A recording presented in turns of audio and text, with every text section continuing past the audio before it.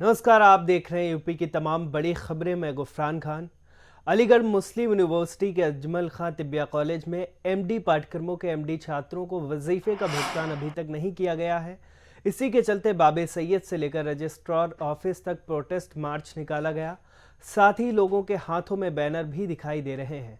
हिंदुस्तान की हर यूनानी कॉलेज के एमडी छात्रों को 90,000 के लगभग अमाउंट दिया जाता है, लेकिन एएमयू के छात्रों को 10 सालों से नहीं मिल रहा है। इसकी कई बार गुहार लगाई गई, लेकिन उनके ठंडे बस्ते में डाल दिया गया। 30 से ज्यादा छात्रों का वजीफा रुका हुआ है। आज फिर से भारत सरकार के शिक्षा मंत्री, वित्त मंत्री, भारत सरकार अध्यक्ष सचिव यूजीसी और वाइस चांसलर एएमयू को मोहसिन खान प्रॉक्टर के हाथों में एक मेमोरेंडम दिया गया। इस कोरोना महामारी के दौरान डॉक्टर ही अपनी जान की बाजी लगाकर लोगों की जानें बचाते हैं। आज उन्हीं के पैसे उनको नहीं दिए जा रहे हैं। इसके लिए कौन जिम्मेदार है? एमयू या सेंट्रल में बैठी सरकार या यूजीसी? उनकी मांगे मानी नहीं गई तो हड़ताल पर जाने पर मजबूर होंगे। ये हम सब लोग एमडी, इंटर्न और यूजी स्टूडेंट्स हैं अजमल खान तिब्बिया कॉलेज के। ये हमारा गवर्नमेंट कॉलेज है, सेंट्रल यूनिवर्सिटी का। पूरे इंडिया में जितने भी गवर्नमेंट यूनानी कॉलेज हैं, आयुर्वेदिक कॉलेज हैं, चाहे मॉडर्न के कॉलेज हैं, सब जगह स्टाइपेंड मिलता है, यानी सैलरी मिलती है। वाहिद एक अलीगढ़ मुस्लिम यूनिवर्सिटी का अजमल खान तिब्बिया कॉलेज है जहाँ पर सैलरी नहीं मिली है, स्टाइपेंड नहीं मिला। ये बहुत बड़ा डिस्क्रिमिनेशन है। हमारे सामने कोविड की 2 वेव आ चुकी हैं और दोनों वेव में हमने दिन रात काम किया है। उस काम करने के बावजूद अभी अब तक हमें एक सिंगल पैनी भी नहीं मिली है, 1 रुपये। और काफ़ी हमने खुद पर्सनली जाकर ministry of education, ministry of finance से बात की और वो हमेशा कहते हैं कि ठीक है, बहुत जल्दी हम जो है इसको सॉर्ट आउट कर देंगे। लोग अजमल खां तिब्बिया कॉलेज अलीगढ़ मुस्लिम यूनिवर्सिटी के पीजी स्कॉलर्स हैं, एमडी स्कॉलर्स हैं। हम लोगों को 10 साल हो गए जनाब यहाँ पर एमडी की जो स्टाइपेंड आना चाहिए, पूरे ऑल ओवर इंडिया जहाँ जहाँ एमडी खुला है, ठीक है ना, जहाँ जहाँ एमडी कोर्सेज ओपन हुए हैं, सब जगह स्टाइपेंड मिल रहा है। वाहिद एक ऐसी यूनिवर्सिटी है जहाँ हम लोगों को स्टाइपेंड नहीं मिल रहा है। हम लोगों को पिछले साल कोविड आया, कोविड में हम लोगों को ड्यूटी भी करवा लेते हैं। हम लोग उससे मना नहीं करेंगे, हम लोग ड्यूटी करेंगे, लेकिन आप कम से कम हमारी भी तो प्रॉब्लम समझें। हम लोगों ने आज प्रॉक्टर साहब को दे दिया है अपना मेमोरेंडम। उसमें ये लिखा है कि अगर 10 दिनों में हम लोगों की प्रॉब्लम सॉल्व नहीं होती है, हम लोग इनडेफिनेट टाइम के लिए स्ट्राइक पे चले जाएंगे। आगरा में राजनीतिक पार्टियों के द्वारा आदर्श आचार संहिता का उल्लंघन खुलकर किया जा रहा है। सोमवार को जिला मुख्यालय में राष्ट्रीय लोकदल की गाड़ियां झंडे और पोस्टर लगाकर पहुंची। जानकारी मिलने पर प्रशासन के द्वारा जिला मुख्यालय में ही गाड़ियों पर से झंडे और पोस्टर हटवा दिए गए। ताज नगरी आगरा में लगातार आदर्श आचार संहिता के उल्लंघन के मामले सामने आ रहे हैं। सोमवार को राष्ट्रीय लोकदल के कार्यकर्ता जिलाधिकारी कार्यालय पर पहुंचे, जहां पर उनकी गाड़ियों पर बड़े बड़े पार्टी के झंडे और पोस्टर दिखाई दिए। चुनावों की तारीख की घोषणा के बाद आदर्श आचार संहिता लागू हो गई है। एक तरफ आगरा प्रशासन के द्वारा शहर से बैनर, झंडे, पोस्टर हटाए जा रहे हैं, तो वहीं कुछ नेता जिलाधिकारी कार्यालय में अपनी गाड़ियों पर झंडे और बैनर लगाकर पहुंच गए।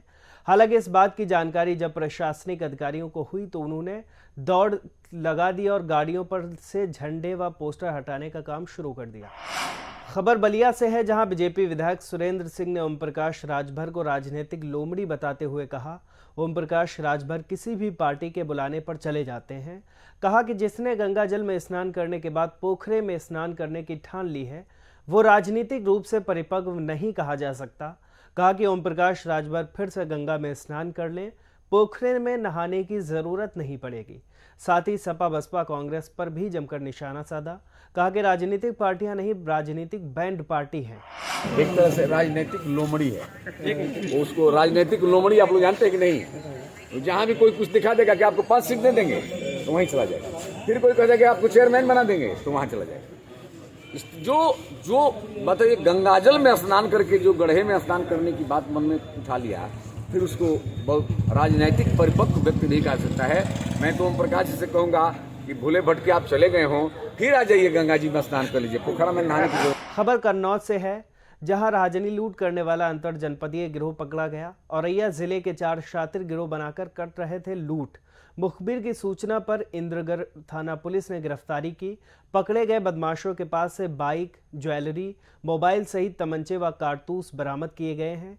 इंद्रगढ़ थाना क्षेत्र के बेला बॉर्डर से दबोचे गए हैं शातिर। 23 दिसंबर को इंद्रगढ़ में चारों बदमाशों ने की थी लूट। सिद्धार्थनगर जिले के एसओजी सर्विलांस और मिश्रौलिया थाने की पुलिस ने 5 शातिर अभियुक्तों को गिरफ्तार करने में सफलता हासिल की है। यहां पांचों अभियुक्त सिद्धार्थनगर जिले में हुई अपहरण के साथ कई अन्य घटनाओं में वांछित थे। पुलिस ने इनके कब्जे से 2 देशी तमंचे, विभिन्न घटनाओं में प्रयुक्त बोलेरो जीप और एक मोटरसाइकिल को भी बरामद किया है। पकड़ में आए चारों अभियुक्त सिद्धार्थनगर जिला मुख्यालय के निवासी हैं, जबकि एक सिद्धार्थनगर जिले के मोहाना थाने के फसदीपुर का निवासी है। पिछले कुछ दिनों पहले एक राजन सोनी करके सुनार थे, उनके ऊपर पेंचकस से हमला किया गया था 9वें महीने में। 3-4 लड़कों ने उन पर हमला किया था, उन्होंने बताया था, जो सीसीटीवी फुटेज में भी उनके फ़ोटो आए थे। इसके बाद अभी दिसंबर के माह में एक आदमी विमलेश जायसवाल का जो है अपहरण करके मार पिटाई करके दूसरे जनपद में बस्ती में उन्हें फेंक दिया गया था, बोलेरो गाड़ी से अपहरण करके। तो इसमें दोनों में जो पुलिस को जानकारी मिली थी, अपने जो सूत्रों से जानकारी मिली थी, ये पता चला था कि दोनों में जो लड़के हैं जो घटना करने वाले हैं वो सेम हैं। तो इसमें टीम लगी हुई थी और एसओजी सर्विलांस की मदद से और मुखबिर की सूचना पे 5 लड़कों को गिरफ्तार किया है।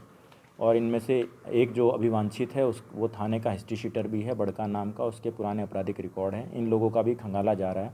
जो घटना में प्रयुक्त, जो अपहरण की घटना में प्रयुक्त बोलेरो गाड़ी थी और इससे पूर्व जो राजन सोनी के साथ मारपीट की घटना में जो प्रयुक्त स्प्लेंडर गाड़ी थी, वो दोनों पुलिस ने बरामद कर ली है।